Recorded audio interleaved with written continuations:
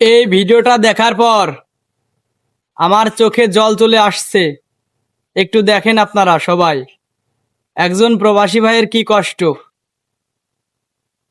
অনেক দিন হয়েছে বাইরে বাইরে ঘুরতেছি। আমি আজকে 3 মাস হয়েছে সৌদি আরবে আসছি।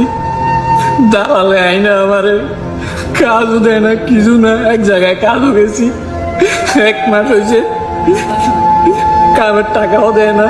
এখন একজনের রুমে থাকতাম, খাইতাম, ভাগ করে দিছে ভাইয়া। এতদিন আমি রিয়াতে ছিলাম, এখন চলে আসছি এখানে। আগামা টাকামা আছে নাকি? আকামা দেয় নাই, দাঁড়াবে বলছে 3 মাস পরে আকামা দিব। 3 মাস পার হয়ে গেছে, এখনো আকামা দিছে না। তোর খাওয়া দাওয়া করছিস নি রাত্রে? না ভাইয়া, এই দেখে আমার কাছে 5টা টাকা ছিল, তুই সকালে কি খাবো?